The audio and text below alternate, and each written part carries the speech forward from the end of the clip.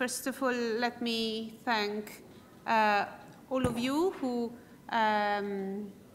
are so resistant to stay the whole day. And also, I thank who comes just in the afternoon. And secondly, I thank our guest of this roundtable. And finally, as I did this morning, I thank the organizer of this workshop. So, as you have seen by the program, in this table, we are interested in discussing the art of reimagining the space. And let me introduce some ideas about this topic. The idea is to observe or to discuss the art of reimagining the space, having in mind the action or the practice of placemaking that is intended as in the critical urban studies debate as the use, conceive, and the representation of the urban space based on actors' value, goals, interests, and identity. So, and what I want to discuss is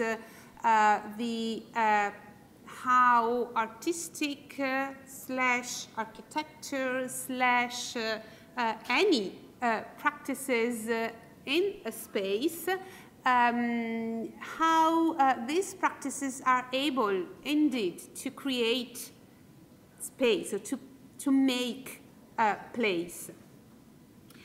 And if we talk about placemaking with this idea, that is the action of being somewhere is an action, an actual action that is create something. I want also to discuss a little bit the notion of space and place. And space is conceived, taking the definition from the feminist geographer Doreen Massey, for instance, as relational, heterogeneous, and not static. So the idea is that if I am in one place, this place is not a place that has to be by definition static, but is a place, a space that is in continuous changes. And it's also a place where I am in relation with other people, with other human and not human elements. And for that reason, it's something that is heterogeneous. So while I'm engaged in some relations, I also have the possibility of change the space. So basically, space represents, in the words of Doreen Massey, the sphere of possibility of the existence of multiplicity, where the other subjectivity recognition and the relation with the other is an essential element, and relations have to be understood as embedded practices. This word embedded has been used in the previous workshop. We heard a lot the idea of the community embeddedness and also the place embeddedness, as well as we hear also the word of invisibility or not be in any place. So I think that it could be very interesting to engage also a conversation about the absence of being in a place. And one of the things that I would like to have in mind or to be around us is the notion and the idea of power. Power is something that has been touched many, many times during this day, but not that often has been named. Has been with us, but like the very famous elephant in the room over there, but nobody mentioned it. And of course, power in this way is intended as the reflection or the element happening or being there in the practice as placemaking, because as embedded practices that produce space is always a political action, because it produces relations, it produces hierarchies, and somehow it intervening in the so-called geometries of power. So, starting from these ideas of placemaking that involved, let's say, a very not static idea of space, a very relational idea of space, and also a very power-related idea of space and place, I would like to invite our guests to reflect upon three main questions. Which by definition has to remain questions, of course, and not, we don't want basically a clear answer, but we want reflection upon some issue. First of all, I'd like to discuss the idea of placemaking as future making. Very often we are said, we are reading, or we intended the cities as our cities where we live as following very clear trajectory of development, which are narrated as inevitable. Or as the only possibility that they have. It is so. What is the role of the critical thinking, but also of the critical being in a city, in a place, in proposing different trajectories and different future for our city? So, for instance, we have here Gabriele Leo from Post-Disaster Rooftops, who works in the city of Taranto and try to imagine different trajectories or different images for the city of Taranto. The second issue is the idea of placemaking as conflict. I already said that in the view of the geographer, or the feminist geographer, placemaking is an action of intending the space as heterogeneous, as in transition.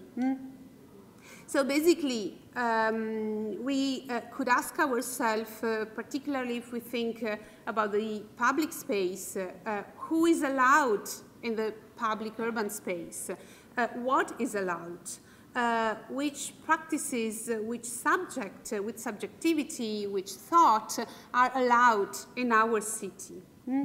And I refer here, thinking about conflict, to the thought of another great woman, Chantal Mouffe, saying that we need somehow an agonistic approach, where the public space represents the space where different and conflictual points of view are confronting without any possibility of coming to a final reconciliation.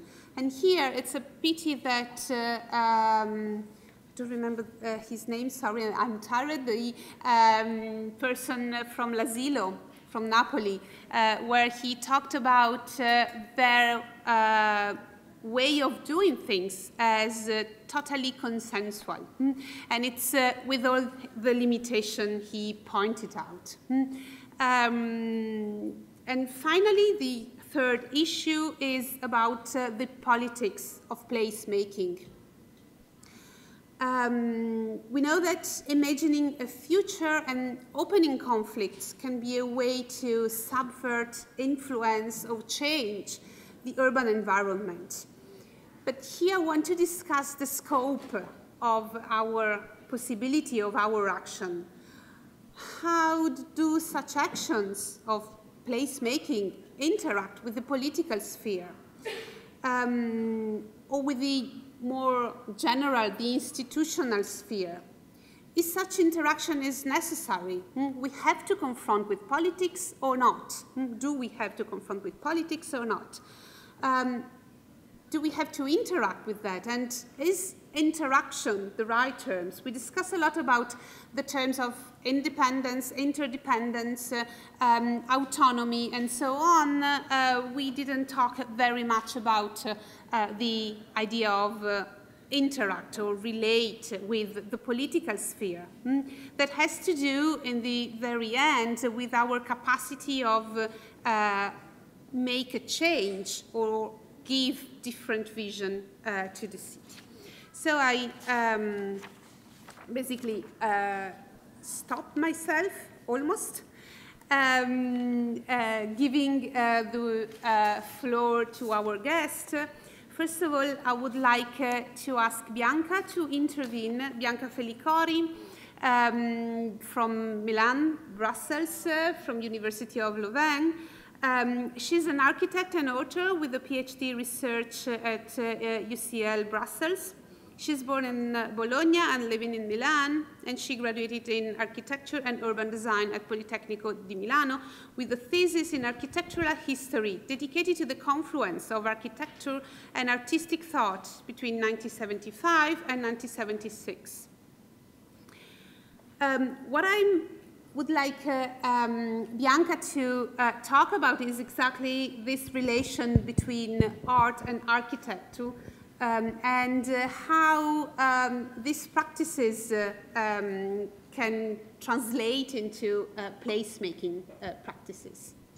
Thank you for introducing myself, and nice to meet you to everyone. My name is Bianca Felicori, and I just decided to give you a lecture about my PhD topic, with the aim of my PhD is to underline how architects has been inspired by artistic movements born in the 60s, such as pop art, land art, arte povera, conceptual art. And I have four case studies around Europe and US, which are Archigram in UK, Superstudio in Florence, Ansoline in Austria, and Ant Farm in US. But today I want to talk to you about Ricardo Dalizi, who was an amazing designer and architect who passed away 1 month ago. And I think that his practice can be really important to understand the topic of this lecture, and also to understand what it means, cross-pollination between art and architecture, and also because he was really into the political and social topics. And I'm gonna give you a lecture and read you a text that I wrote for you about this topic, starting from the Manifesto of the radical avant-garde in Italy. So, the relationship between art and architecture has been expressed differently over the time. And during the 20th century, it experienced a crucial and subversive phase of exploration. Beginning in the 60s, creative process, figurative suggestion, and critical position in art were experiments against the backdrop of the break with early century avant-garde movements, and became the starting point for the founding of a new architecture that has been called radical, visionary, and fantastic from time to time. Halle's East architecture declared Ansoline at the same time as Joseph Beuys expressed his motto, "Everything is art." The artist, the critic, and the architect share a sense of lack of contact with reality. And then they developed a consciousness of a political function of their action, burnout of a negative view of progress and of institution and technological development. These people rethink their role in society, a society that has been bent by mass culture consumerism. Can we just change slide? Yeah.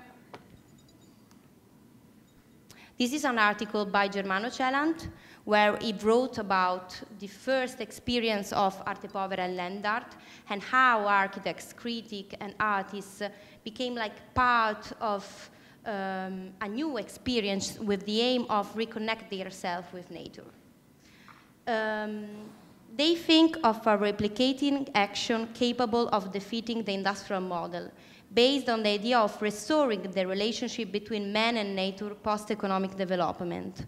They feel the emergence of creating a creative culture based on the acquisition of complexity of reality. They reply to the needs of the consumer society and mass communication by focusing on concrete and real needs, removing the unnecessary given by mass production that allows access to every good.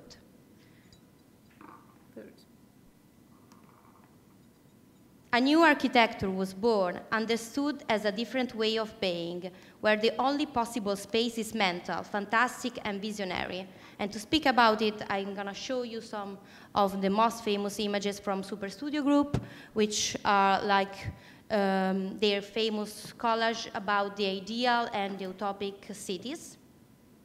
Focused on restoring the man's individual creative faculties, the architect phased out all reference to technical function. The crisis of reality became the common element between radical thinking and conceptual art movements. In 1968, Celant wrote in Casabella magazine, "Fantastic architecture is no longer about project, but it is an existential experience. Architecture has its own dimension free from intellectual frustration."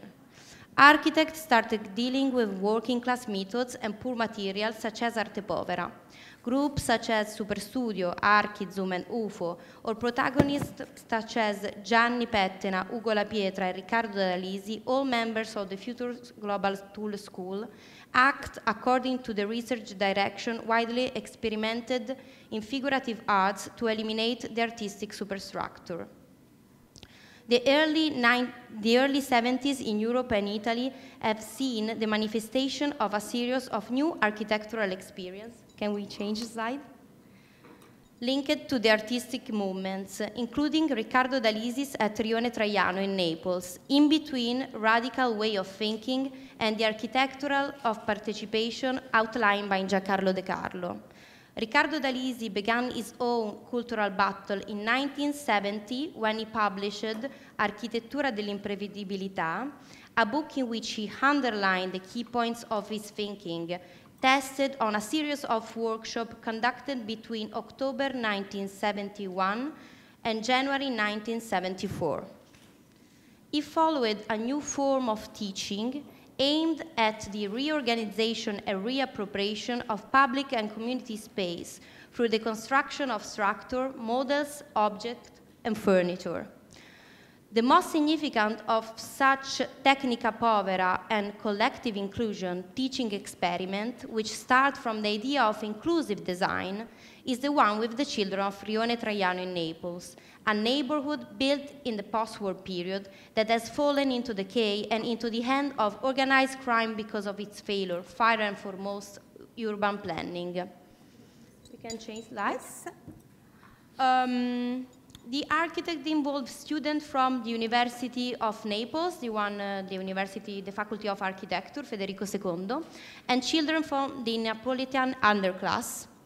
And the starting point was the design of a kindergarten at Rione Traiano to be built without money or a license. The project, however, does not work out, and Dalizi decided to organize in the street and the basement of the area a series of experiments to return to the primordial act and to reconnect themselves with manual labor according to the use of what he calls Tecnica Povera. Children from the Neapolitan underclass, together with students, make drawings, objects, models with poor material, pieces of wood, string, paper, special grid, by free association, applying creativity and releasing the design potential of their imagination. The results are an expected product, collector of energy of individual and collective creativity.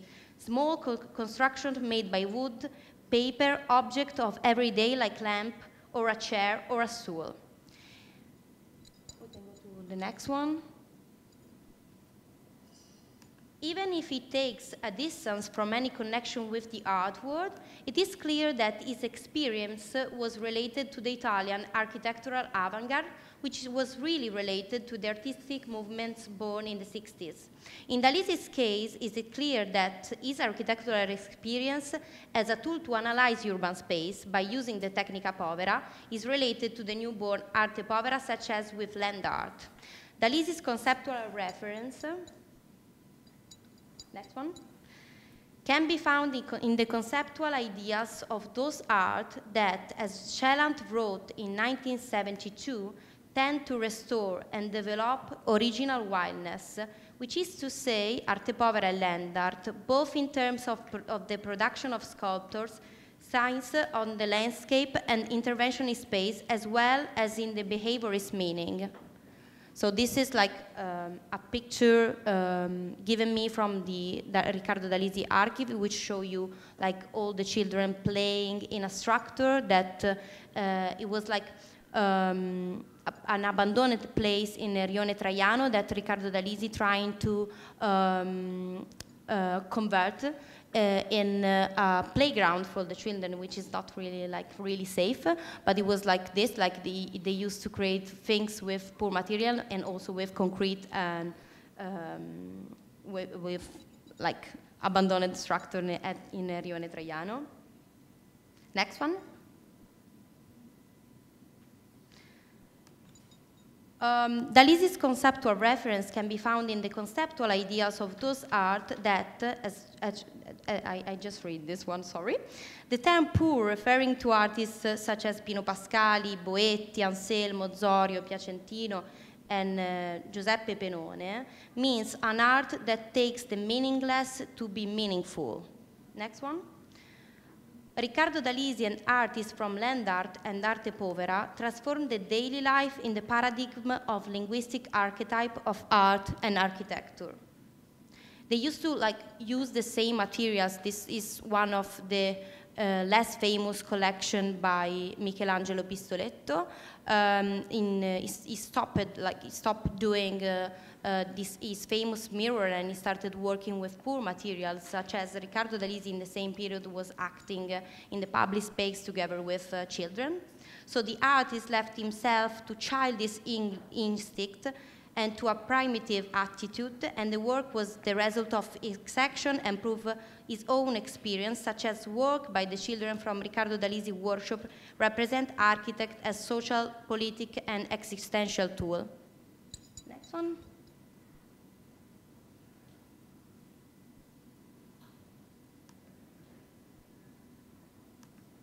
Yes, it's this one.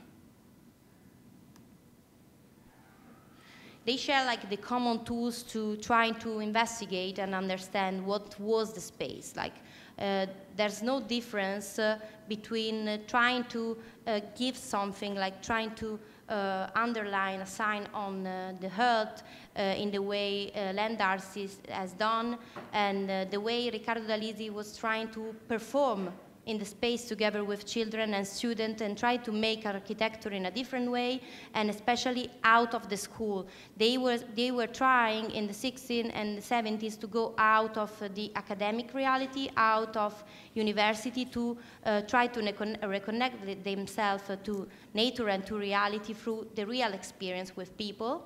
So this was like the things that I want to say to you, and it was also a tribute to Ricardo Dalizi. I'm really like close to this person and to his like philosophy, and like he was an amazing man. And as I told you before starting talking about it, he died. He passed away like 2 months ago. So it was like a way to say a little tribute to him. Thank you very much. Thank you.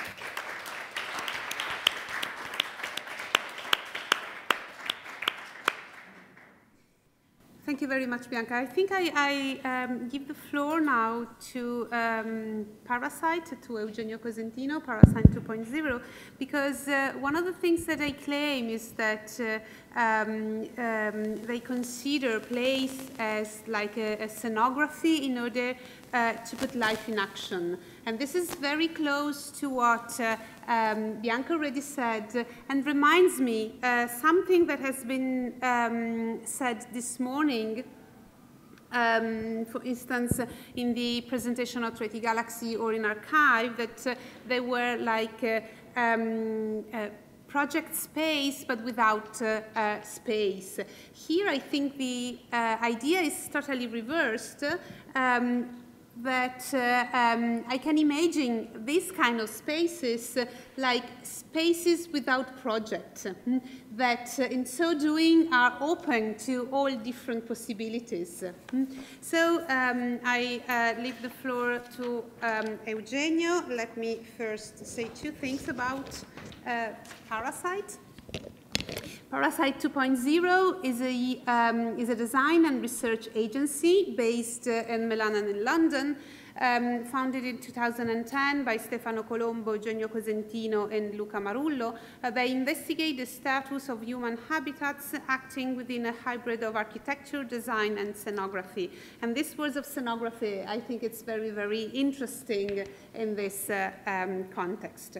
Parasite 2.0 has worked and collaborated with Triennale Milano, Copenhagen International Fashion Fair, IKEA, Terraforma Festival, Missoni, and Venice Architectural Biennale, among others. Okay, I leave the floor to Eugenio.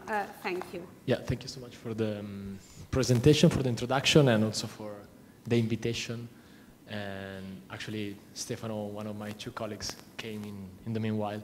Yeah, can I just move myself the slides? Is there a remote? You can use the clicker somewhere. This one. Yeah, okay. Yeah, okay. Well, this is us, actually. Well, it's here. Yeah, okay. Well, this is us, and Stefano, Luca, and Luca. As you were saying, we are three architects. And yeah, we are three boys, yeah. And well, as these are the three main topics, let's say, or the three suggestions that Mariana gave us preparing this, let's say, debate, power, placemaking, and space. Before going into deeply, let's say, more deeper into our work or other a conversation about the relationship between art and space, it came up to our mind an essay, an article written by Saskia Sassen in 2015 on The Guardian. And she was explaining, she was trying to describe the cities that in which we are living nowadays after the economic crisis of 2008. And she was saying that cities are the spaces where those without power get to make a history and a culture, thereby making their powerlessness complex. A city is a complex but incomplete system, and in this mix of complexity and incompleteness lies the possibility for those without power to assert we are here, and this is also our city. We are present, we are not asking for money, we're just letting you know that this is also our city. And I think this is a very important space, a very important quote, let's say, because this gives us the possibility to understand that a city, as she was saying, is a very complex and incomplete system in which we can find, let's say, different actors and different factors. First of all, everyone can think of it. The concentration of power is one of the main actors we can find in our cities. And actually, if we have to apply the three definitions that before Mariana was reading, that are non-static, heterogeneous, and relational, we can say that the concentration of power is completely the opposite. Because the concentration of power is, I was taking notes before, is homogeneous because it just speaks its own language. It's static because the term concentration actually already embodies the concept of not moving. It represents something that cannot go somewhere else. And actually it's non-relational because it only works for itself. Luckily, on the other hand, we can find something completely different. There are, let's say, the biggest part of the population, or those that are, let's say, less important for this system of the concentration of power. And actually, if we have to give some, let's say, reference about this topic of the space making, fighting the power, and creating a sort of space, a new space inside of our cities, I would like to present this, let's say, project, very temporary project that happened during the 60s, between 1965 and 67, sorry, in Amsterdam. And this movement that actually was half an art movement and also a political party, as they defined themselves, that was called Provo. As you can see here in this picture, they were creating this, they were putting on stage an happening. It was a sort of proto-performance in the public space. They were just creating, occupying the public space randomly, just giving this sort of very crazy and mad parties inside of the city, all of a sudden, without any reason, without giving any advice, and they were just occupying, reclaiming the street and the public space, just occupying in them, just with their presence. And one of their main, let's say, one of the most important and powerful tools they were using was printings. Printing things, printing manifestos, printing quotes, and actually one of the main, let's say, one of the main heritage that we inherited by them is these white plans. That is a list of 10 rules, let's say, anticipating what we call nowadays the greenwashing or ecology applied to architecture in our cities. And they were already fighting the presence of the cars. They were already talking about the use of the bikes, actually the white bikes. And let's say that they were already read the conditions in which the people in that period, in those years, were living. And one thing to take care is that they were already talking about all these aspects, about the public space, about the use of the city by the population, before the first energetic crisis. The first oil crisis was in 1973, and they were already anticipating all these concepts. With this, apart from the concept of the happenings, like in the previous slide, they were using, let's say, the city as a canvas, as the pages of their own book. And actually they were, through this printed matter, they were covering completely the walls of the cities. And in this way, the walls were becoming something printed, and at the same time, their pages, the posters that they were using, were becoming another, let's say, layer on top of the walls of the cities. Actually, in Italy, we say, well, in Italy, in the more underground world, they say that if a city has clean walls, the population and the city itself is dumb. So they were, let's say, presenting this thing of using the walls, letting the walls of the cities speaking for the population, for the people.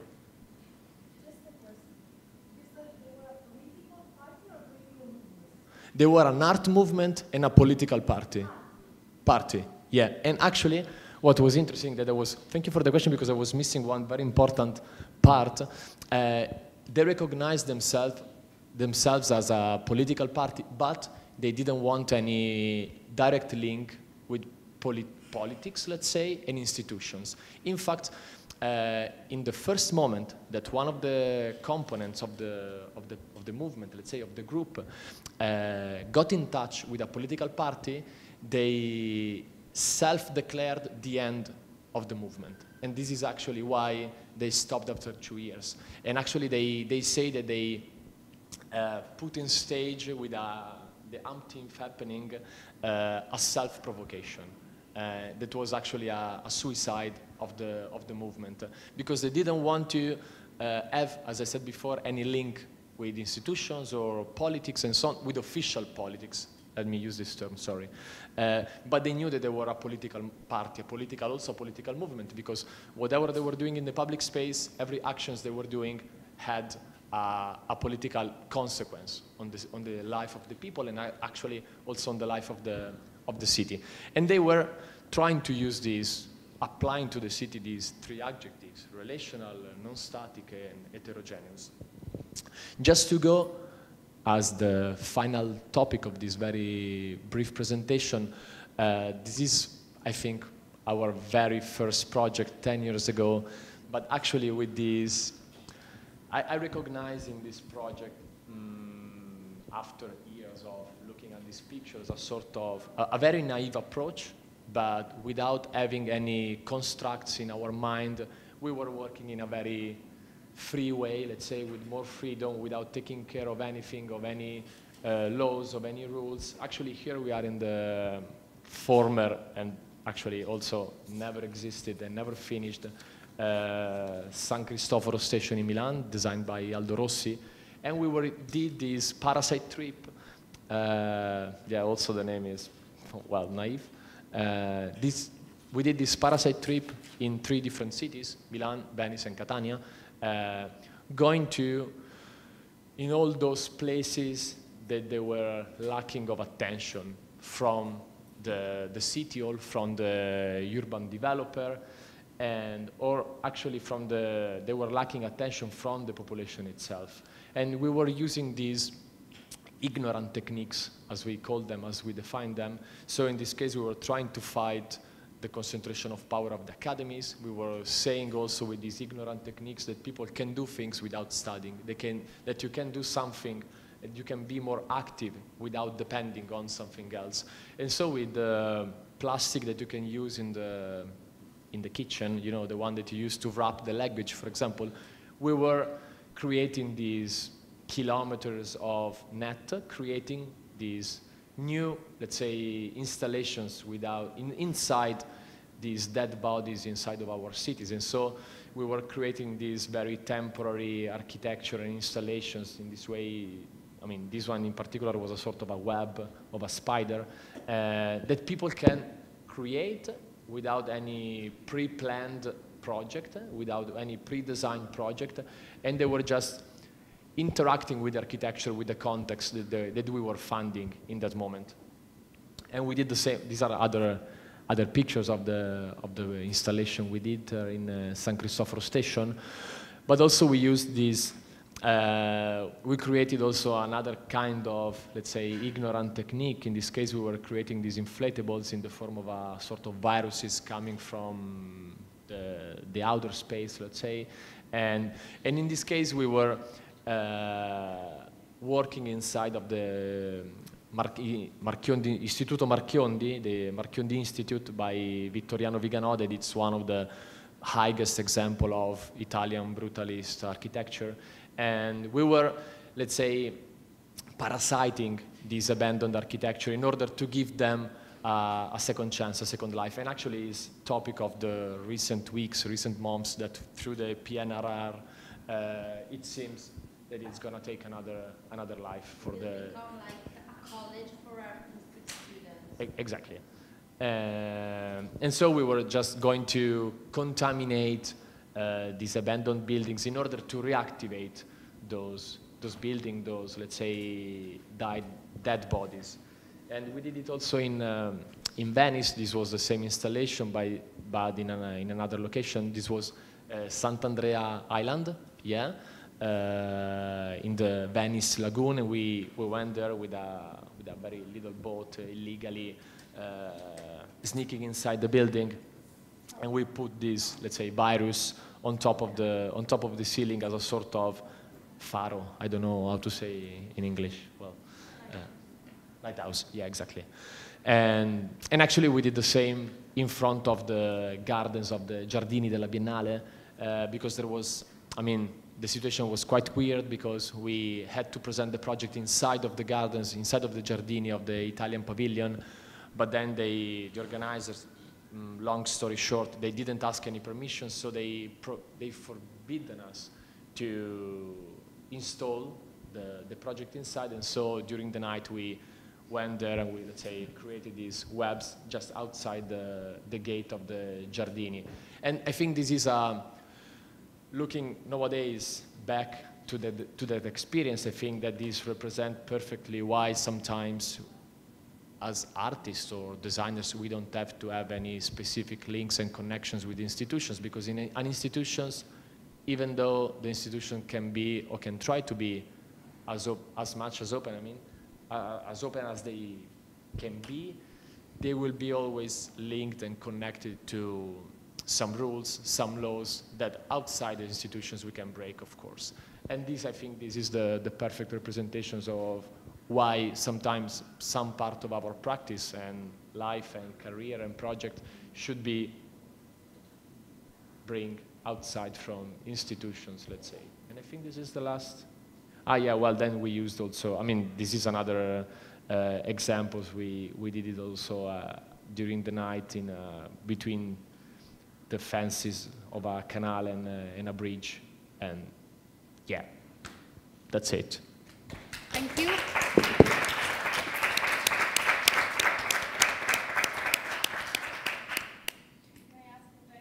Yes, but you need the microphone, otherwise they... Or you can repeat. Yeah. If you can explain the name, because Parasite now and Parasite 2012. Okay, I have a long story short also for this, because I'm used to this question. Okay, Parasite. Can you say again my question? Yeah, okay, she asked me why the name, why Parasite 2.0, right? Well, we studied architecture in Bovisa in 2000. We started to study architecture in Bovisa in 2009. And actually, that campus, that architecture campus, was born from a scission, yeah, from the main campus in Leonardo. Actually, that campus doesn't exist anymore. They closed it in 2015 because it was considered as producing zero contents for architecture in Milan. And so and actually the culture ministry closed it. They didn't fund it anymore. And actually we studied in this very academic environment without following just rules.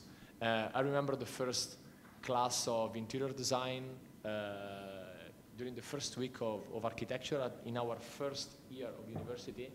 And the teacher was saying, okay, this is good architecture, this is bad architecture, without putting them together. And so we tried to, thanks also to our assistant, Antonio Tumanelli. He's a photographer, but he studied also as architect.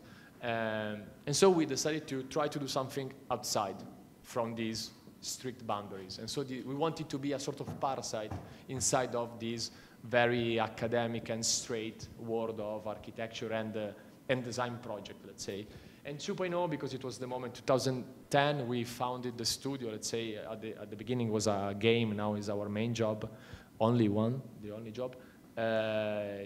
We founded it in 2010, and so it was the moment of the web 2.0, the presence of the first social networks. So there was this moment in which, through the digital world, people could have an interaction with something else, with platforms.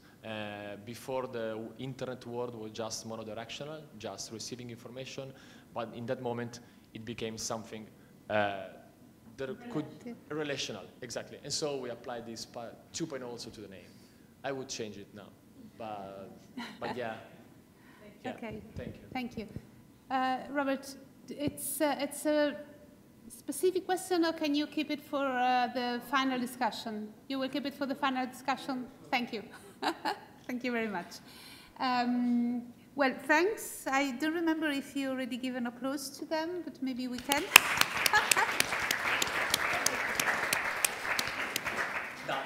Double. Okay, sorry. Many thanks. Very interesting. What came into my mind when you talked was the idea of interstices, I don't know how to pronounce it, interstices, that came also out in the first round table. And I think also to post-disaster rooftop, who basically found, let's say, a space of possibility in one of the interstices of Taranto, which are the roof of the houses. So I give the floor to Gabriele Leo, a representative of post-disaster, which is a special platform of critique and curatorships conceived and developed by Gabriele Leo, Grazia Mapa, Beppe Frisino, and Gabriela Mastrangelo. And since 2018, the group produces yearly post-disaster rooftops, a multidisciplinary program of performances and open talks that takes place on the rooftops of Taranto, as city symbols of the differences and contradictions of the condition of contemporary urban conditions. The platform won important prizes and is now well recognized. I summarized something. And nowadays, Gabriele is involved in the production of Post-Disaster Rooftop Episode 3, which is actually ongoing right now. And he's part of the project Caravan Residency Program conceived and realized by Cittadella dell'Arte Fondazione Epistoletto in cooperation with Onassis Stegi, Athens. His goal is to investigate the European city of Athens, Brussels, Marseille, and Nicosia through the lens of Alexandria and of its imaginary inhabitants. So let me give the floor to Gabriele, and as I already said, what I found very interesting in their project is their strong action in reimagining the city of Taranto and try to reinventing a future or put it in question the trajectory that the city is narrated as forced to follow. Please, Gabriele, I put.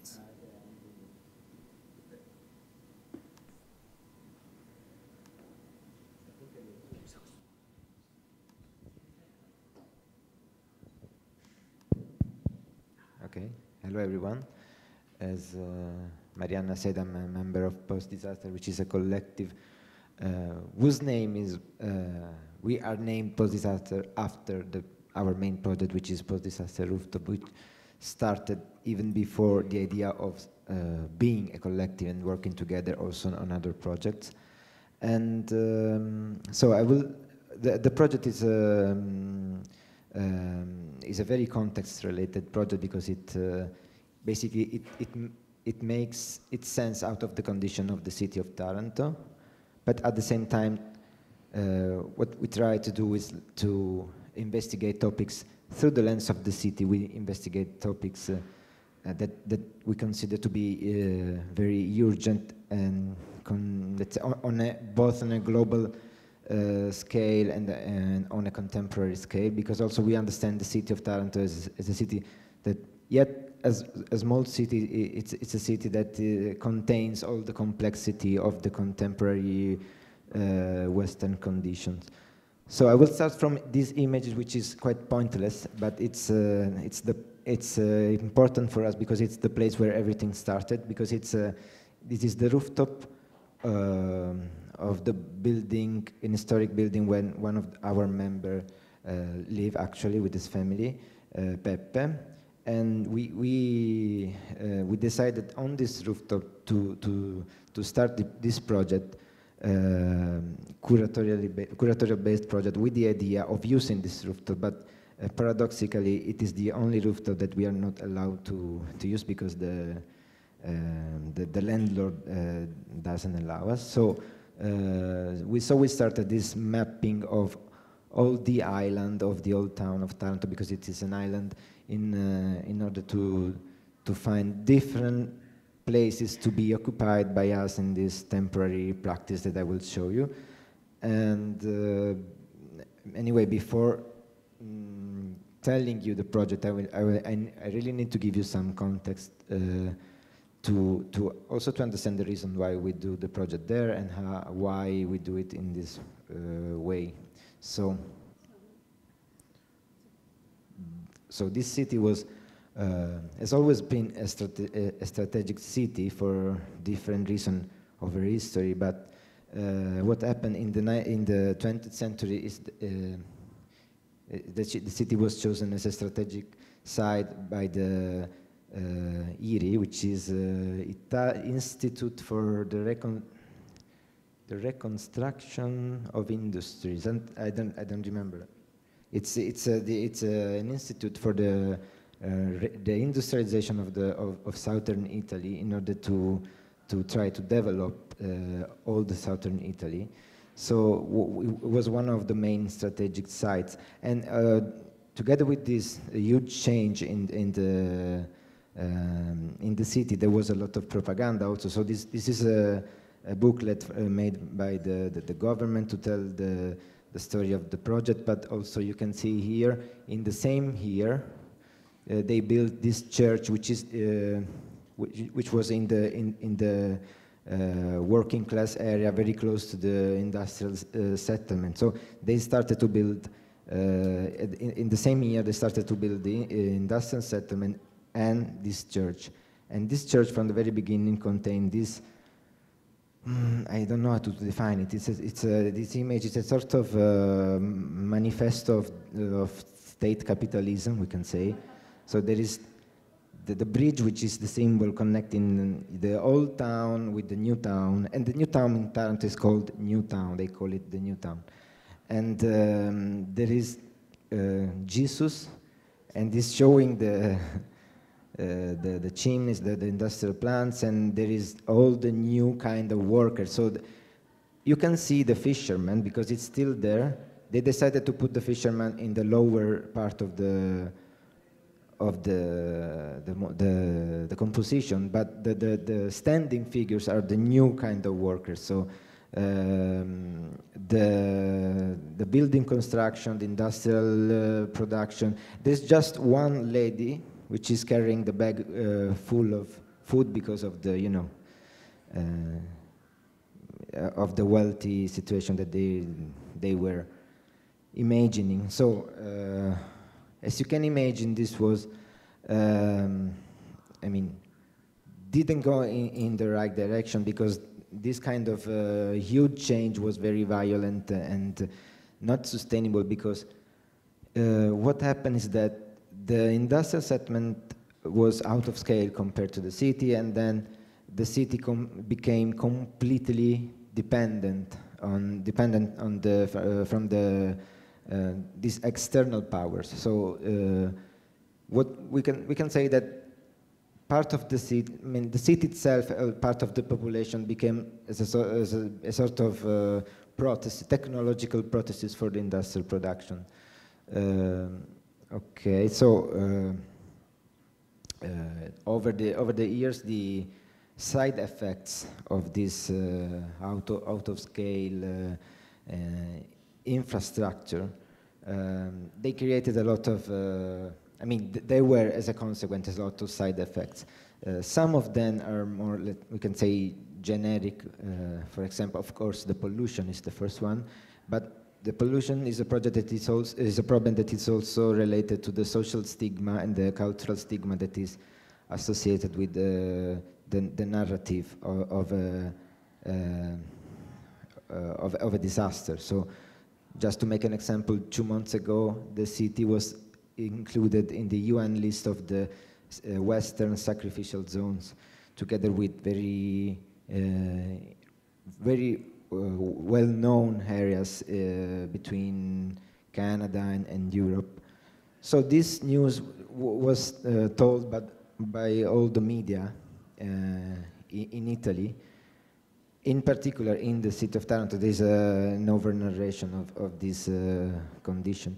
And of another problem related to this subsidiarity is that the city is facing a condition of very deep cultural marginality, which is kind of paradoxical because it's a very central city in terms of industrial production, heavy production, but it's very marginal in terms of cultural production. So this is also a topic that we also want to address through our project.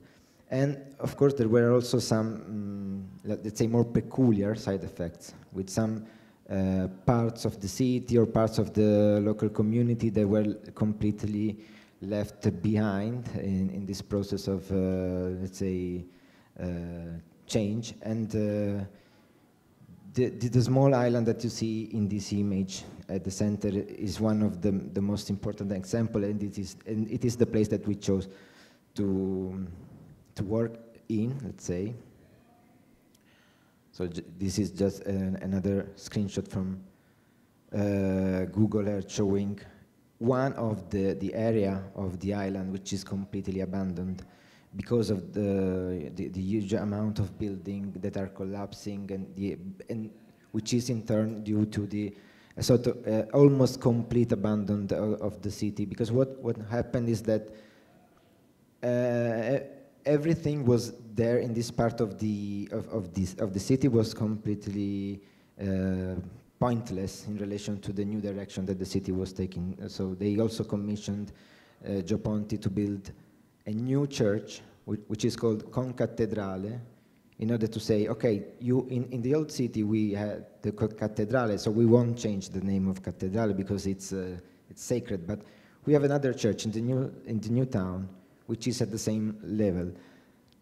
Today, what happened today is that also the new city is facing a sort of failure. So the local administration is starting to invest a lot of money in the reconstruction of this in the island, let's say. So within this very complex, let's say, context, so we decided to start this project, which is based on a series of concepts. The first one is the concept of post-disaster, which is a sort of provocative statement where we say that this city is one of those outposts, one of those places where, despite the 2050 narrative of, let's say, the global capitalism, that we have to do something to save the planet and everything, this kind of places already had the crisis, and they already had the disaster happen. It's like something that already happened, and they can be very meaningful in order to deeply understand what we are going to face on a global scale in a few years. And also that we were very intrigued by the idea of the etymological meaning of disaster, which is the act of following the wrong route. So we thought that maybe the idea of disaster could be something that, so a sort of purification, let's say. So embrace the disaster and move on. So we can imagine something different out of these, let's say, ruins. And also this is related to why we use the rooftops, because when you walk on the street in this area of the city, a lot of areas of the city, they are completely closed. It's like a post-war condition where you have areas that you cannot get in because it's everything. The administration closed a lot of streets, so you cannot understand the complexity of the city. The only problem, the only way to understand what you do, what the city, the body of the city is like through the rooftop. So it's a sort of collective experience of the city that you cannot have in the street. There is a lot of others, let's say, political reason, but maybe we can discuss it together with a glass of wine. I will show you some images of what we do. We started, every year we choose a curatorial framework that is inspired by the condition of the city itself. So we selected 3 main topics, which is, of course, the relationship between nature and culture, the relationship between body and infrastructure and space, and the condition of marginality and what does it mean in relation to, let's say, a more condition of advantage where you are in a dominant territory but you are probably less free than a marginal one. So we invite artists, thinkers, researchers to deal with these topics, I mean, based on their personal research. So this, as you can see from these images, the project is evolving because the first edition was very low cost, we can say. So we had just some chairs. Then we started to add some layers of space making, let's say, although very temporary, but in order to generate a mood in the place we occupy. So we use different places, and each event is related to the kind of building that you use, the experience of passing through private houses or an empty building, because most of the buildings, they are abandoned. It's very difficult to find building that you can use there. So, besides the program, we also organize some collateral events. In this case, we invited this performer to make this work. And the topic was very urgent for us because it was related to the relationship between a collective body, which is the body of bodies, and the infrastructures. So we occupied some places, and the group was spread in different, in circle, in line, and depending on the architectural space. So we were inspired for the, let's say, for the creation of the program that is happening right now. So if you want to come to Taranto, it's until the 3 of June. And we called it bodies as infrastructure, because we want to investigate this relationship, political relationship between, also this understanding of bodies as a sort of mechanic infrastructure, but also an infrastructure for social bonding, let's say. So we are using this space, for the very first time, we are using a space for a longer time, which is a space, is the roof of a gym, of the only school that there is on the island, and it was conceived as a sort of public space, but it was never used. So we asked the permission to break the lock, because there was a lock there, and use it for 1 month or more. We have the permission to use it for 6 months. So the first time in our project that we use, that we are turning a rooftop literally in a public space. So everyone can come, and a lot of things happen. So this is what is happening in these days, and the program is going on, so I have just the images of the first 2 days. Do I have to say something about the idea of reimagining the space making? Okay, so because I can show you this image, because I think it's very interesting in relation to what we are saying, because it's like, as you can, I never showed any image of the city. The only image of the city that I show you are from Google, because they are very neutral. So because what we want to do is to create a sort of alternative understanding of the city based on our understanding of the city. So in this comment, this is a person that shared a Facebook post today, and she said she was very happy for this thing to happen, and she said that she doesn't understand what is happening, basically.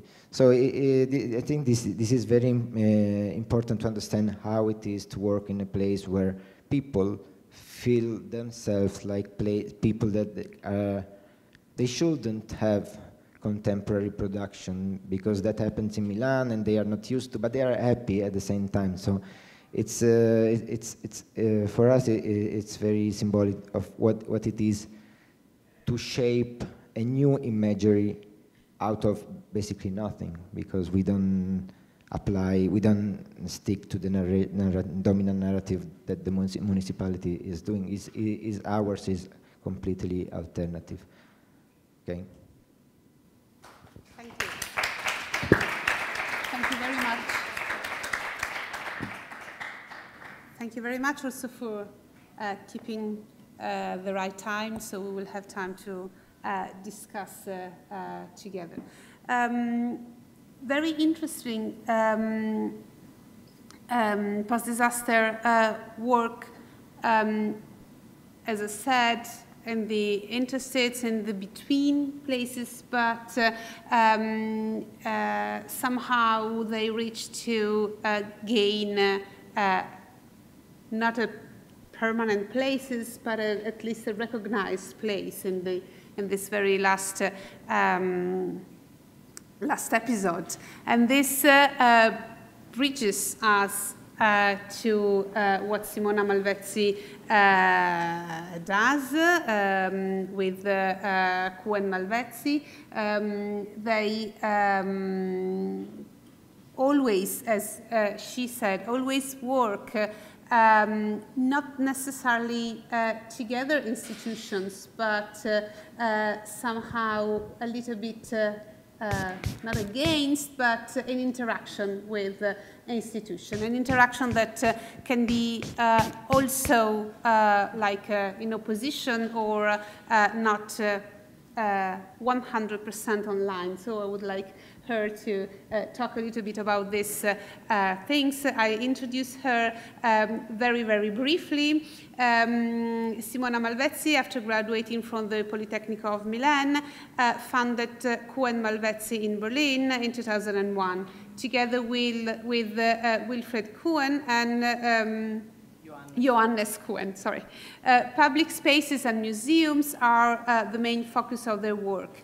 They designed the architecture for the Documenta 11, the Flick collection in the Burger Bahnhof in Berlin, as well as the Julia Stocke collection in Düsseldorf.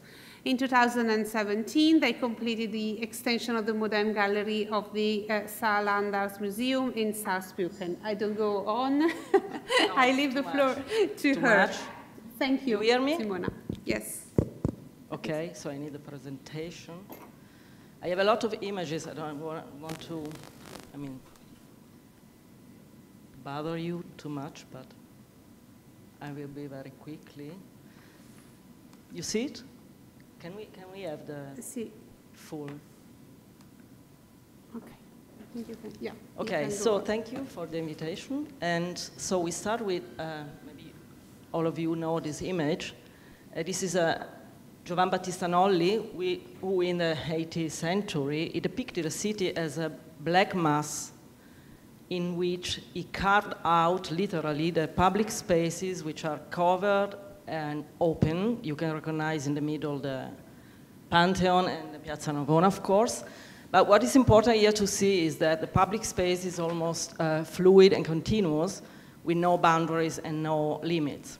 So then we have, a few years later, ArchiZoom with this beautiful theoretical project, which is called No Stop City, in which they depicted the city without architecture, and in which the private and the public spaces mix up. So the problem is here that, the city is full, as Andrea Branzi wrote in this beautiful essay called La Metropoli Generica. And we see that in the Metropoli Generica, the generic metropolis, there's no boundaries anymore because it's in continuous constructions and, there's full of object, full of architecture. There's no boundaries anymore, there's no inside, outside, and you have to reconsider the notions in each situation, the notion of and the relation of between public and private, inside, outside, and natural and artificial. So this is what we try to do in our work, so to investigate this idea of thresholds and to, in a way, win public space, made public space actually out of something that could be private or which is not immediately public. So it's a kind of, I would not call it strategic way of doing, but a tactic way, because this strategy has a long view, and the tactic is about reacting immediately to some problem. So, like this theater in Braunschweig. Braunschweig is a small town close to Hanover.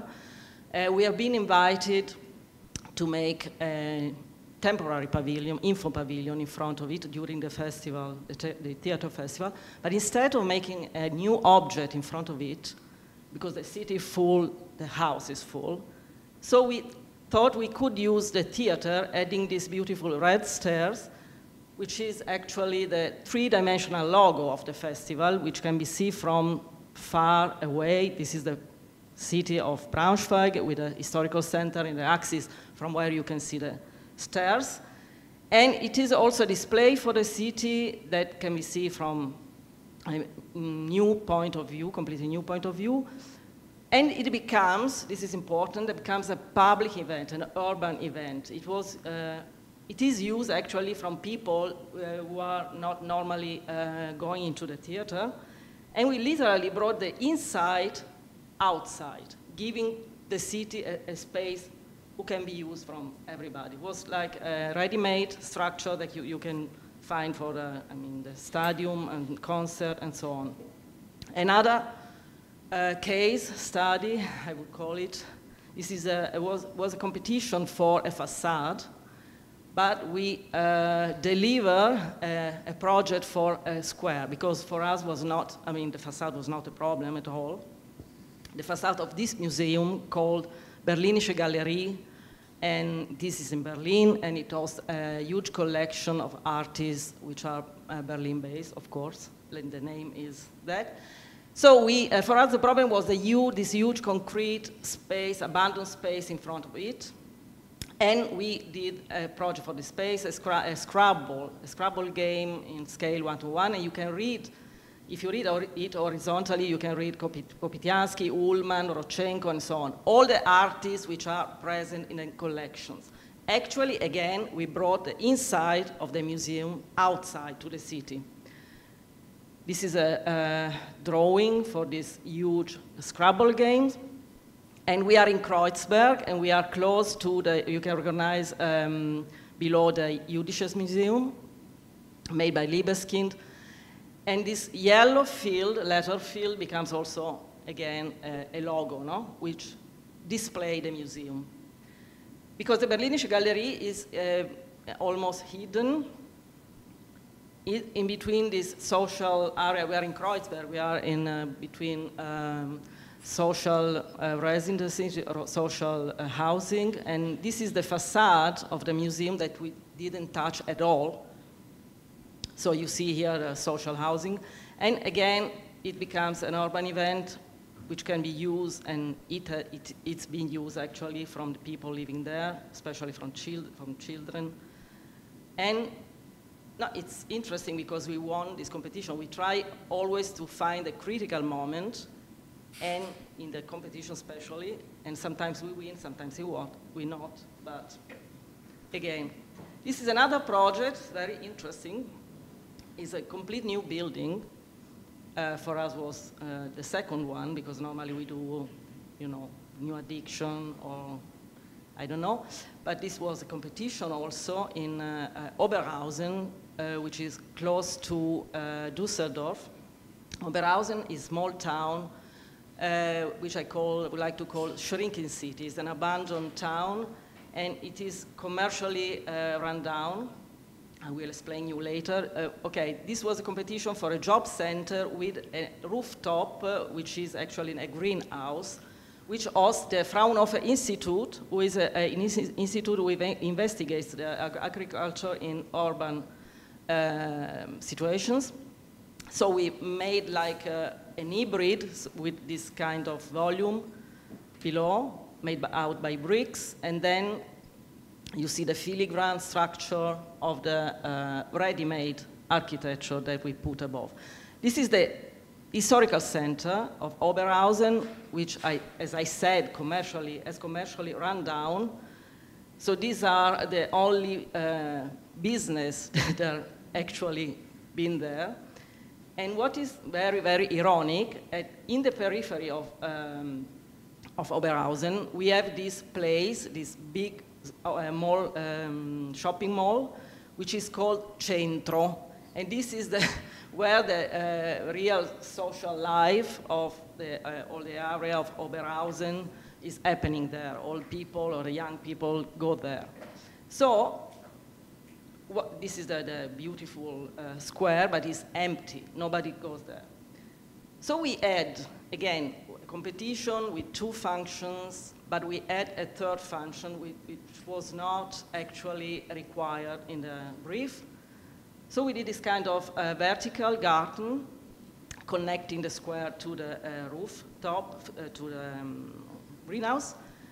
So these are a few images from above toward the square, and this is the greenhouse, and it is supposed in the future to be used by the people there. So we are trying to reactivate the square, the historical center, bringing people there that maybe through our vertical garden they go up and they cultivate some pomodori, tomatoes, and so on. So a few images of the vertical garden. This was during the opening 2017. This is now. I'm very happy. We have a little bit of green. Again, a few images. Okay, last project, a very controversial one. This is a building, the Milano Gallery in Zarbrucken, close to Frankfurt. Again, a small town in Deutschland, in Germany, close to Frankfurt. But even if it is a small town, they have a huge, very important modern art collection, which is also in this building, which is a modernistic building from the 60s. Okay, this building had to be extended, and there was already a competition in 2013, won by other architect, which I don't know the name, I don't even remember the name, okay. Then they started to build the new extension, and then they stopped it because of structural, but most important, economical problems. And there was a big scandal, a huge scandal around money and around corrupted director and politician and so on. So then they stopped this, and then they do again another competition, 2015, and we decide to apply together with an artist, conceptual artist, Michael Riedel, and we choose to deal with these ruins, with this controversial history. So first step, this is the plan of the whole, the gray one is the historical existing building, and the red one was supposed to be the new entrance, and this is the ruins. So first step, we move the entrance in the middle, leaving the big square, the big cubus, as a big space for temporary exhibition, because in the zigzag one, you have the permanent collection. Then Michael Riedel, who is a conceptual artist, who works with text, who works with the idea of copies, who likes to record dialogues. He did these things. He recorded the dialogues around this big scandal. For example, the dialogues between the lawyer and the museum director and the politicians and the architects, not us, but the other architects, and so on. Then he wrote down all the dialogues, and he made out of these dialogues like a pattern. He printed this dialogue on concrete tiles, and then we decided to cover all the museums with all this pattern, all these dialogues, like a landscape. And I don't know if you know the German, but all the Verursachen, there's a lot of small, like conceptual, just one letter maybe, like this M, but then you can find an entire text where you can read all the story. Okay, again, this is a beautiful image. On the right, you see the modernistic building with a permanent collection. On the left, this is the cube. And what's important here is all this area becomes a landscape and becomes a political display. And I think this is the first institution in the world who carries on the facade his own scandal, his own controversial history. So other images. This was an image for during the opening in the big cubos that we left free for temporary exhibition. And this was an opening show of Pei White, an American artist. Thank you. Thank you.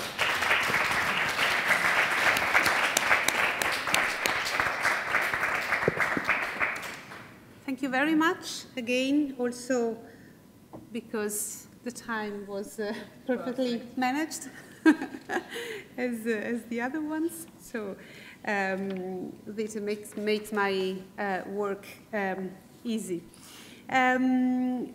So one of the things that we start from is the idea of space as an open idea. And one of the founder of Space Caviar, who will be the next example, once claimed, we must reclaim the city as an unfinished project, a realm of unending possibilities. And I think it's very interesting to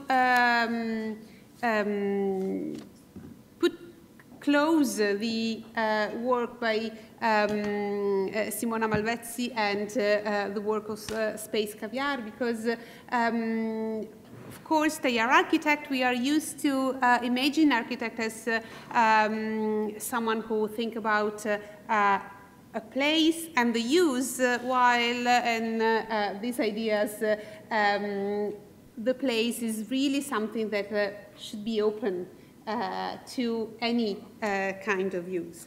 So I give the floor to Sofia Pia Benkley, sorry, but I want to say Belenki, sorry. A few words about Space Caviar. Space Caviar is an architecture and research studio operating at the intersection of design, technology, politics, and the public realm.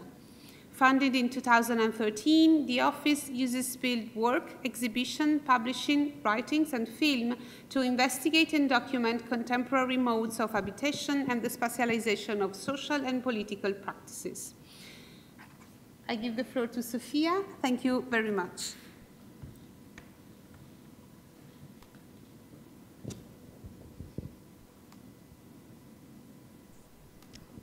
So thank you so much for the invitation, and also to everybody. The past presentations were really interesting. So I wanted to just show a few of these projects that Space Caviar works on. I would say probably all of our projects that we work on are ongoing investigations that kind of spill over between disciplines, different modes of making, from, as mentioned, film to writing to exhibition design and some built work. But mainly we practice architecture as a way of taking over existing spaces, existing architectures or landscapes, and activating them through events, through exhibitions, through research, and through gatherings with friends and community that we're building. And one of the ways that we do that is through the space that we work within itself, which is called Abraxa, and it's located here in Milan, not so far, near Pastor. Abraxa is a landscape, an island here in Milan, and it's our home to Space Caviar, but also to a community of friends and collaborators who collectively use the space. We are a research and architecture studio that operate at the intersection of many disciplines, and a lot of our work is about bringing people together to activate existing spaces. We use built work sometimes as well, exhibitions, publishing, writing, film, as expanded modes of this architectural practice. And over time, we've been removing the bricks of the pavement here and transforming it through slow renovations and planting to create a space for gathering, research, dinners, and conversations. Together with our studio, we share the space with Studio Vedette, Analogia Project, Giovanni De Francesco, and landscape design studio RSL, who also designed the garden. The name for the space, Abraxa, comes from the island in Thomas More's Utopia. And we like to think of it as a sort of small moment of gathering and nature oasis within Milan. Another project that's in a way connected to Abraxa, because we founded Alcova at the time when we were first moving to Milan, looking for a space that would become Abraxa. And Alcova is a project we organized together with Studio Vedette for the coming Salone Design Week here in Milan. It operates as a network of exhibition spaces across multiple sites in and around Milan and activates forgotten locations of historical significance, temporarily recasting them as venues for exhibitions, installations, and performances. This year, we're taking over an ex-military hospital near Ingani Station. The activation of the architecture comes not from building new structures or even new renovations, but through the programming and community that arrive. This is what transforms the spaces. The program also shares a selection of emerging talents, exploring new and exciting developments within the field of technology, materials, sustainable production, social practice, and many other forms of design, where it begins to merge with the nature, expanding research even further and opening doors of new sections and new areas of Milan that had never been before accessible to the public. And within these spaces, we host workshops and many conversations and create a sort of community within Milan around these topics. Another ongoing project that actually involves nearly everyone here on this panel is a collective school called Possibility of an Island that was started by Space Caviar, Captcha, and Abnormal Story during the first wave of the pandemic. Together, we escaped Milan to the countryside of Tuscany, and we brought together other collective practices like Parasite 2.0, Plasticity, Fosbury Architecture, Forgotten Architecture, and Interiors Agency to form this school. And I think we were emerging from this moment of isolation, and there was a real impulse to work together again.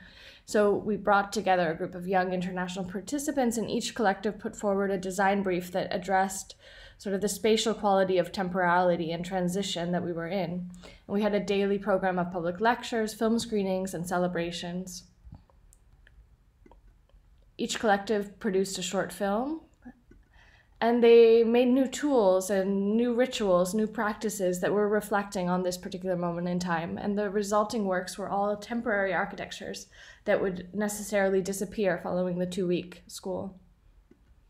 And lastly, the project that I feel that perhaps connects all the ongoing projects of our studio is Non-Extractive Architecture, which is aiming to research and develop alternative modes of practice towards one that's non-exploitative, that is perhaps more local, and also rethinking the word sustainable architecture. So we're currently working to set up a location to continue this research on a very remote island here in the middle of the Atlantic Ocean.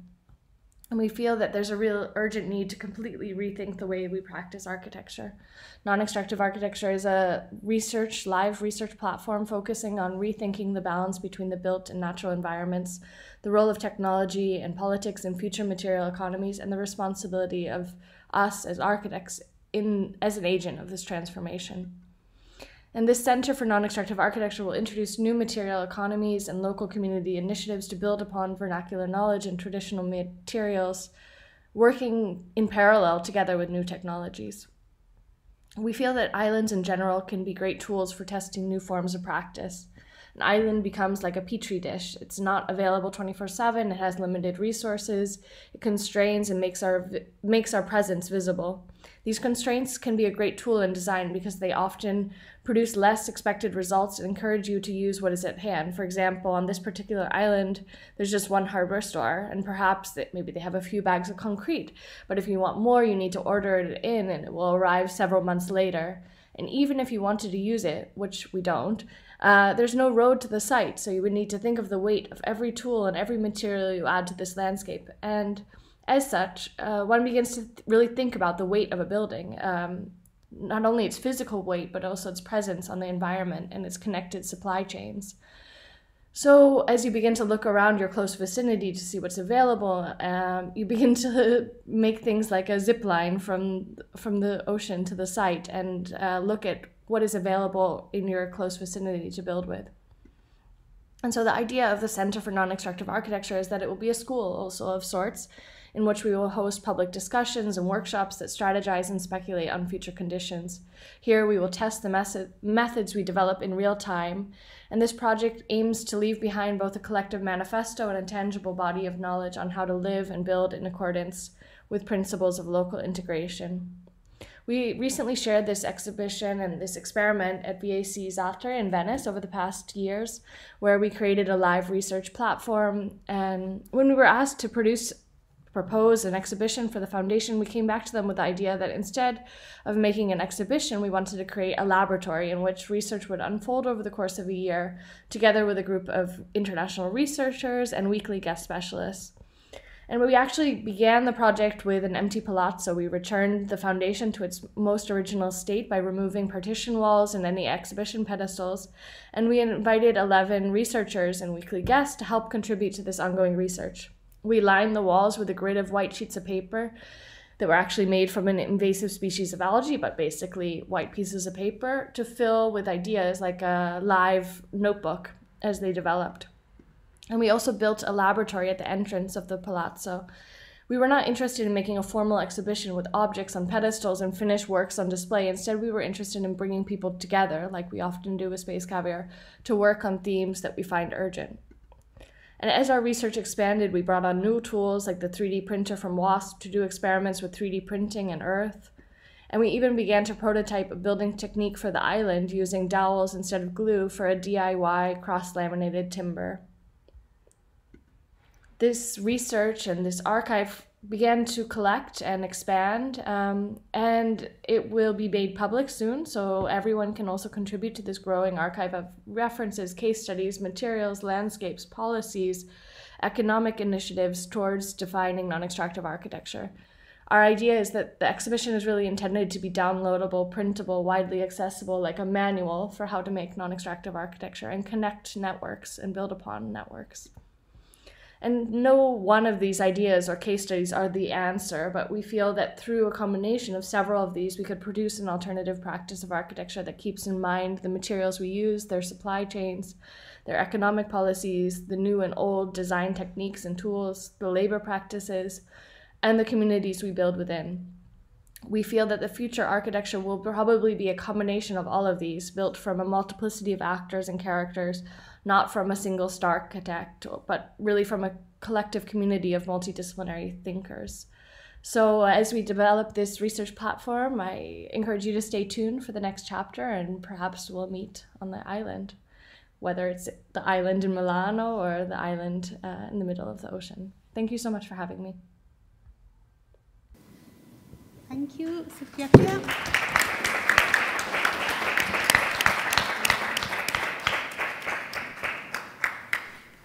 Thank you very much. I think that the non-extractive architecture, the idea of open space, of empty space, and the, I would say, forced somehow interaction with policy, it's very, very central and crucial in the thinking of placemaking. Thinking about non-extractive architecture or urbanism, I will give the floor to Michele Ceruti-But, who is online. Hello, good afternoon. Hello. Hi, good afternoon. Michele works on speculative architecture to cope with climate change and capitalocene, specifically concentrated on non-extractive urbanism, and merging his experience in the art field, especially on social engagement and public art. His research copes with the contemporary urban condition and future frictions, specifically focusing on a collective transdisciplinary approach studying urbanism, social sciences, and public arts, and aiming at exploring the relations between society, economy, and territory. Michele Ceruti-But is works in has been the academic coordinator at the Academia Unide, the Art Academy, part of the Michelangelo Pistoletto Foundation, and also he is adjunct professor of urbanism with a master's degree in architecture for sustainability at the Politecnico of Torino. Michele, I ask you to try to give, or not try, to give your opinion and about maybe the main ideas, the main topics that, in your view, came out during this roundtable. So I'll give the floor to you. Thank you. Thank you, Marianna. Thank you for the invitation. I'm really sorry not to be there. I'm actually in Palermo, the Botanical Garden, because I was here involved in a conference, actually, on censorship of the public space and the embedded art practice in it. Starting from this very difficult question that you gave me and a difficult task, I decided to do this way, to start from the three main questions. So the placemaking as a future making, the placemaking as a conflict, and the politics of placemaking, and trying to define some issues connected with the three main questions, and then three operational categories for discussing embeddedness or for discussing contemporary arts in the urban realm. So about the first one, so the placemaking as a future making, in my opinion, there are at least three issues. The first one is simultaneity, or the simultaneity of the non-simultaneous, the imaginary and the formativity. What I mean, simultaneity of this non-simultaneous, sometimes we say, no, but it's inevitable, the future, the way city develop. And actually, Ernst Bloch was mentioning it's the beginning of the last century, following actually Wilhelm Pinder, who was an art historian, that actually we live in an uneven temporal development. And the simultaneity of the non-simultaneous is possible. So in a way, it's true that at a certain point of view, the capitalist modernization is going to sort of give a future, but it's also possible, thanks to the fragmentation of the present, to come out with a concrete utopia, Bloch will say. The same third space that Omi Baba would define as the very possibility of individuals to live. And the second issue is the one of the imaginary. Castoriadis will mention that the imaginary is a social construct, not an individual construct. And this is very visible in all the embedded practice mentioned also today.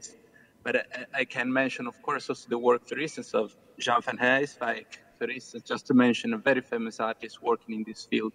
The imaginary is built through a collective work. And formativity, it's a principle developed by Parison, an Italian philosopher, who was referring to art as a practice, as a praxis, actually, more than as a poiesis. So an activity that is learning from the way it acts, an activity that involves the entire doing of an artist, not just the artwork. This is very visible, for instance, in the work of Ricardo Dalizi mentioned before, and the experience of global tools developed through a collective imagination, a collective act of imaginary building, but also in the work of Simona Malvetsi, the simultaneity of the other wires, in the facade square or in other projects shown, but also in the works of the Space Caviar, that is almost always developed through a collective activity that is produced by putting together ideas and people and long-term work that is learning by itself. As issues instead of the placemaking as conflicts, I would like to point out the concept of tension. It's true that we work through Chantal Mouffe on the idea of antagonism, but it's also true that's a research project we developed through last years, that in contemporary, at least Western word, conflict goes together with the category of tensions. What's tension? Tension is a dynamic relation imbalance.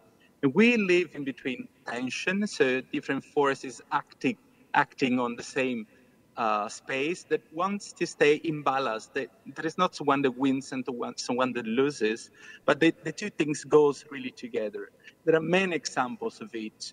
In general, we can mention, for instance, the actions of Quincy Garriot in the Netherlands, or the Zwarte Piet debate. Through actions, there is not someone winning, someone losing, but through actions and tensions in the public sphere, they are promoting a complete change in the mind and in the mindset of Dutch people, for instance, on the issues of Zwarte Piet. But to mention the practices we saw today, for sure, the practice of Parasite 2.0 is very much into this attempt of creating attention in terms of the space that we inhabit. So, for instance, the example of San Cristoforo is really this idea of parasiting, of being a virus. And parasiting does not mean to, let's say, be violent on the space or enact violence on the space, but instead to create a tension on it. And this tension is producing a different space, an otherwise space.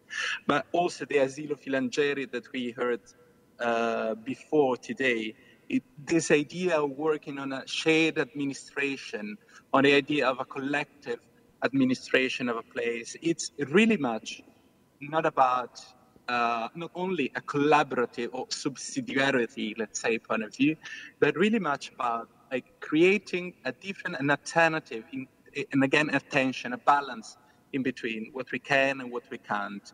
And the non-extractive architecture, of course, is totally this idea of why don't we think architecture otherwise? And this is a problem when we have to cope with materials and when we have to cope with professionals and all these, that is completely based on other approaches.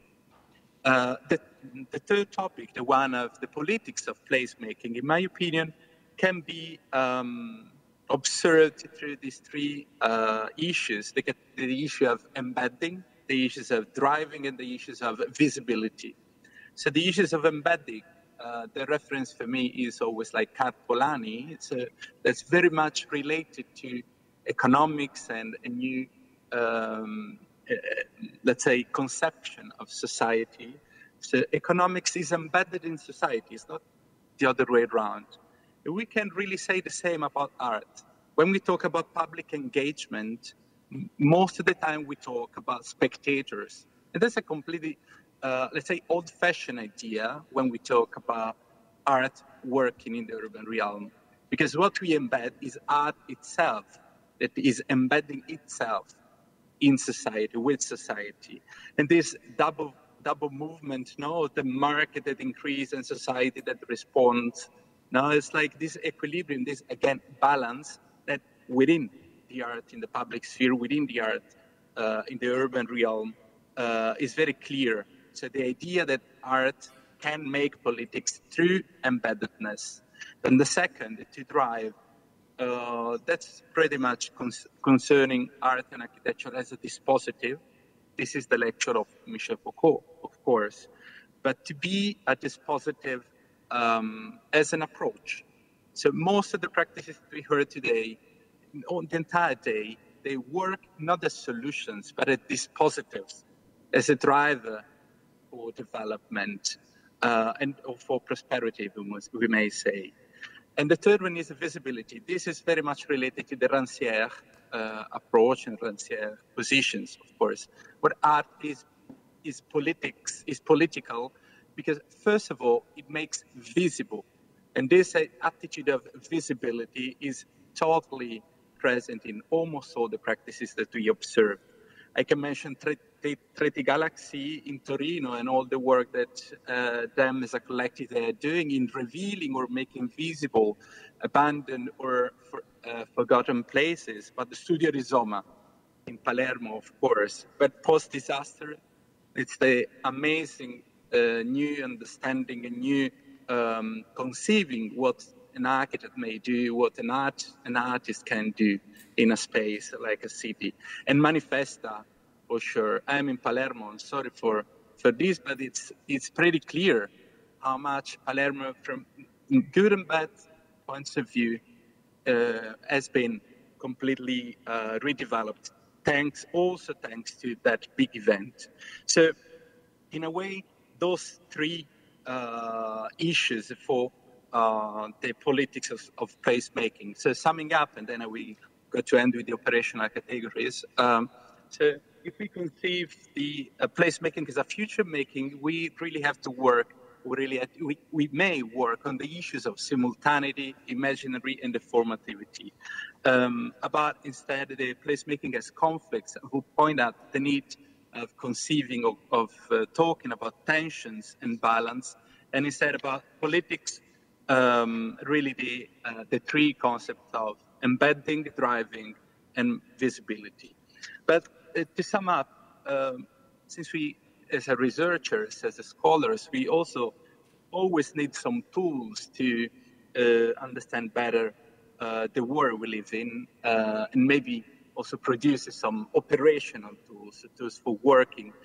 I was thinking about three main categories that can hopefully help. Space, voice, and forms. So what about space? The category of space. I guess that from what we heard, we can really conceive the space as an infrastructure. So space is not a stage.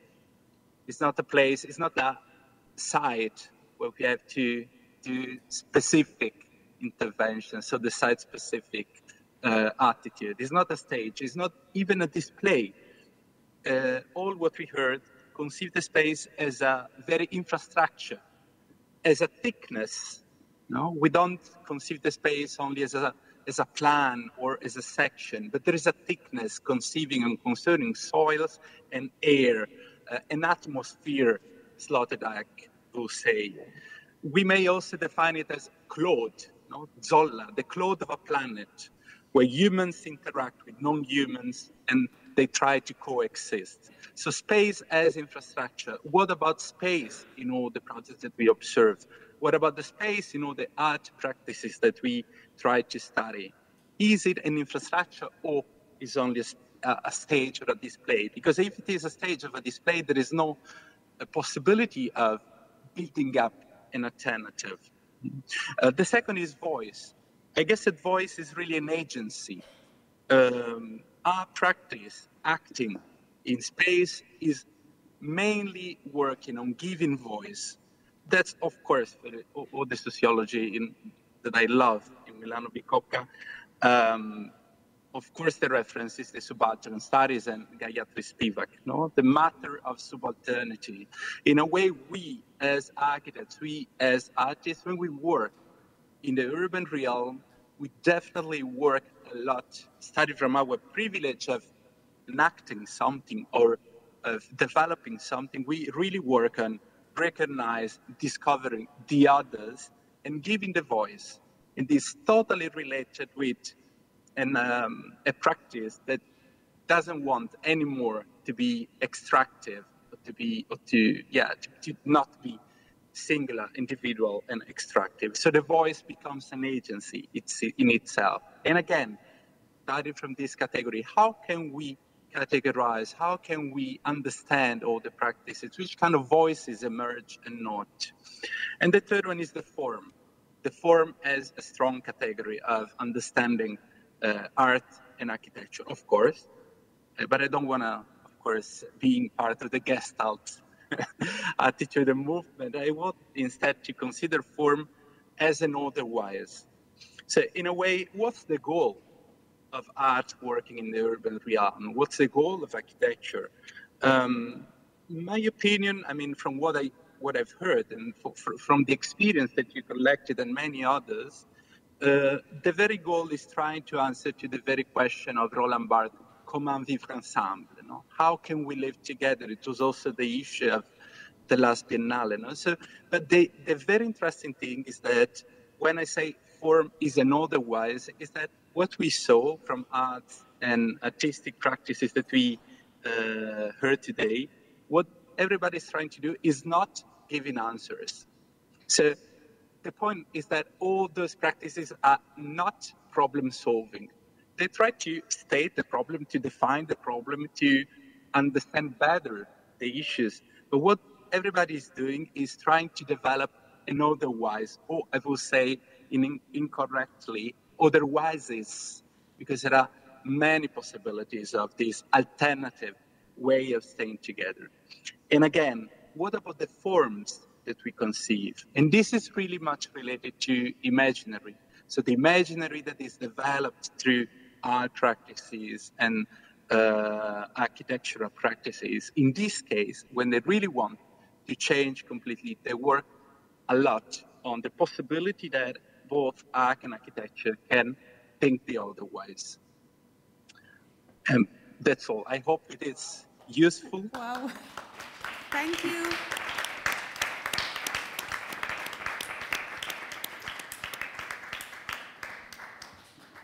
Thank you very much, Michele. I think we have to digest all what you said. I like very much one of the last things you said about the idea of practices as a way of recognizing problems, but not necessarily solving them, and open possibilities to do that. So I think we can. I have a question too. Yeah, I was exactly wanted to say that I open the floor to question. We have half an hour, so plenty of time.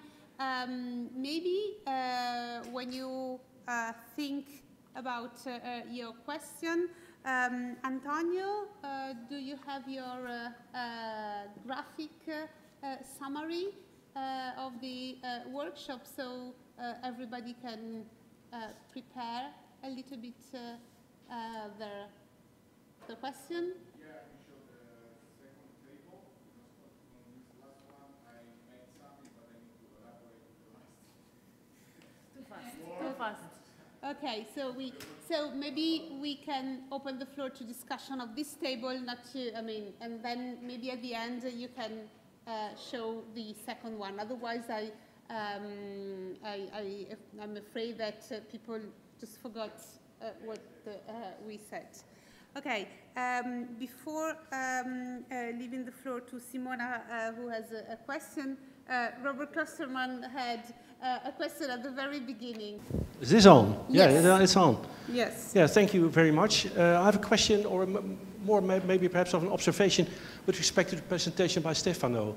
I'm from the University of Amsterdam, and it's even worse. I'm old enough to be a witness of the Provo. I was very young at the time, but I still remember also let's say the amazement of my parents at what was happening, because it was very much a rupture.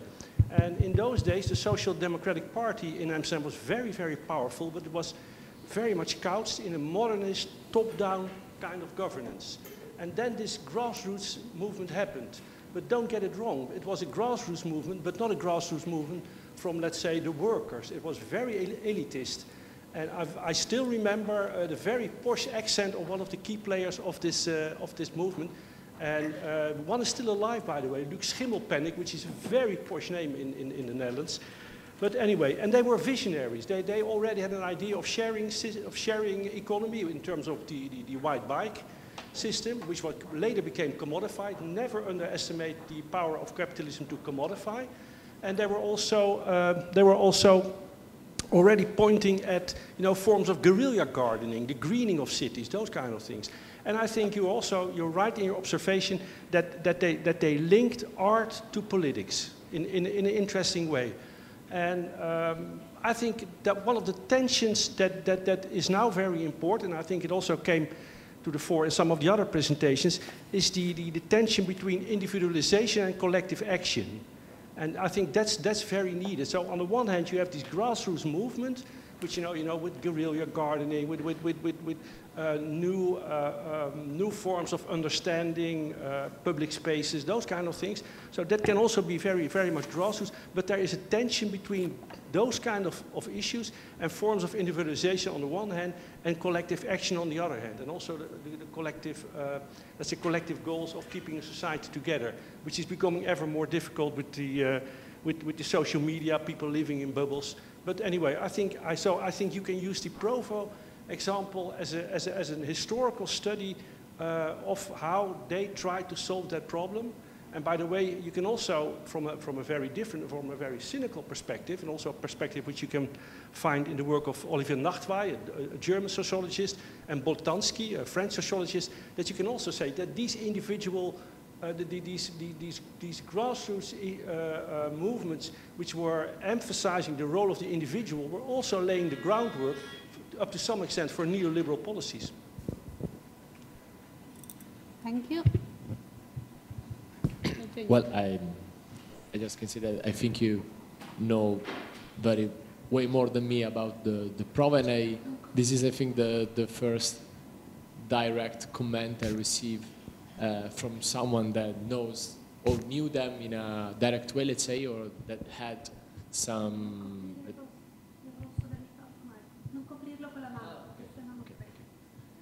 And actually, I had just the chance to read or studied about them on books and pages. So, for example, I didn't know about this, let's say, elitist aspect of the movement.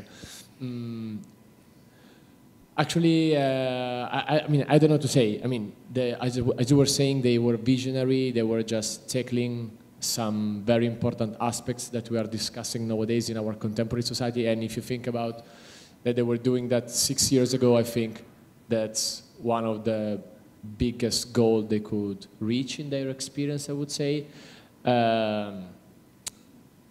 When you were saying that that you recognize in their, or I mean, that you knew that there was this very posh and elitist aspect, you are addressing it in a, let's say, negative way, I imagine. I don't know. I mean, it was like they could afford to.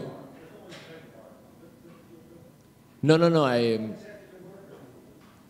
Actually, I didn't know anything about these, I mean, their backgrounds or social backgrounds, economic backgrounds. So I just had the chance to get in touch with the results of their, I mean, results, let's say, of their movement. And to be honest, I think that even though it is something that lasted for 2 years, they had an important role as an example, let's say, of how art can be used in a very political way without being part of the political system, I would say. So I always try also to pay attention to all those experiences and manifestations that come from someone who can afford to make them, to produce them, because that makes way easier. And then we go back to that concentration of power that is also a synonym of concentration of money, let's say.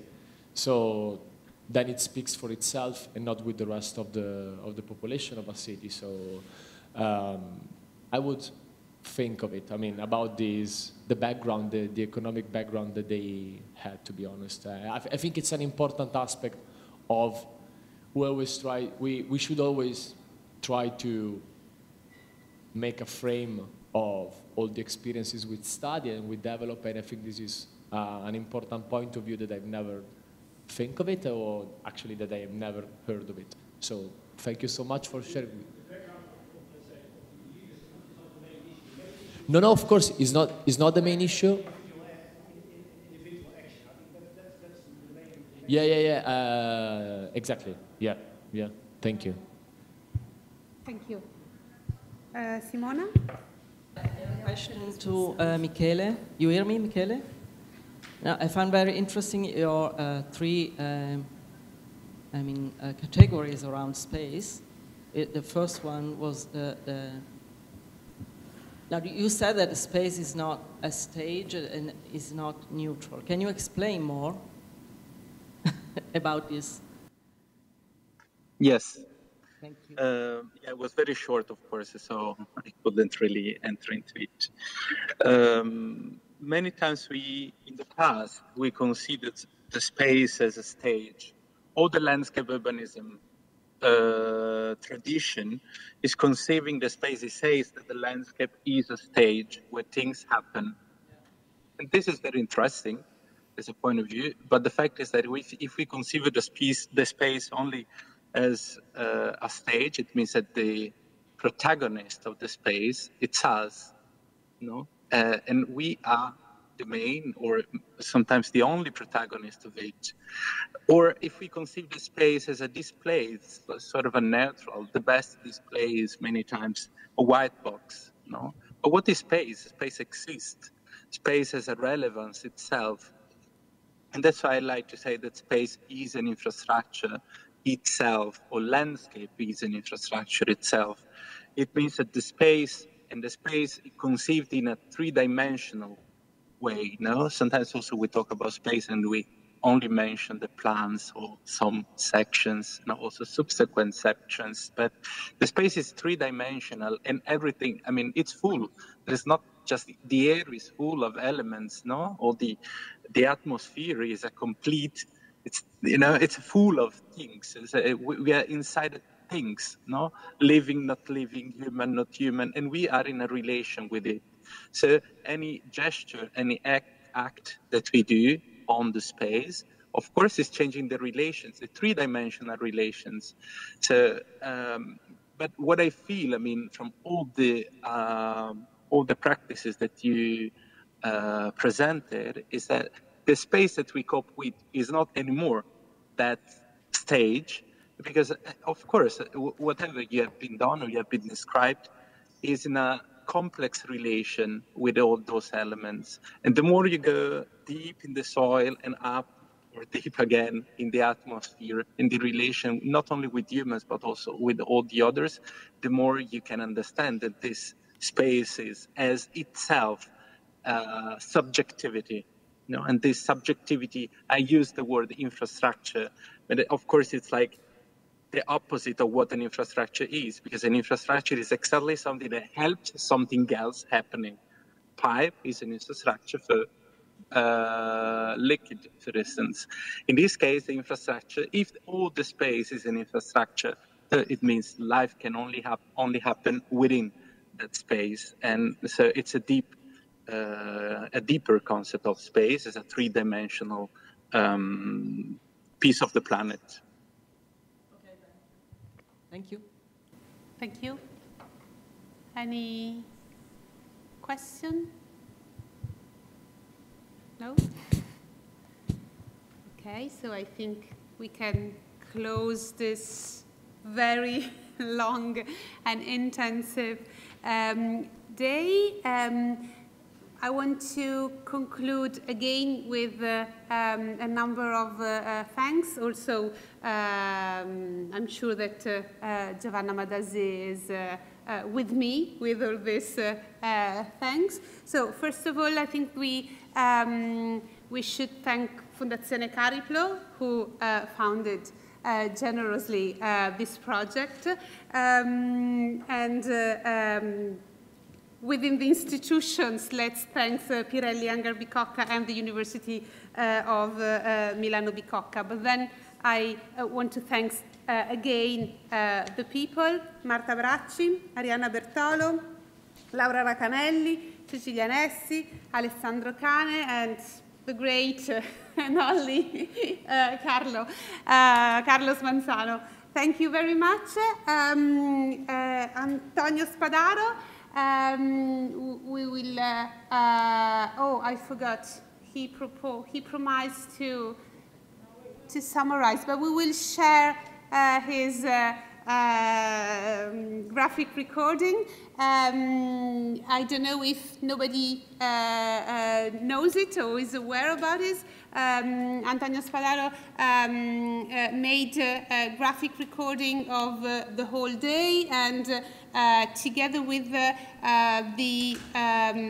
videos of the whole day that will be On the website of Pirelli HangarBicocca, there also will be the graphic recording of Antonio Spadaro. So thank you to all of you. Thank you very much.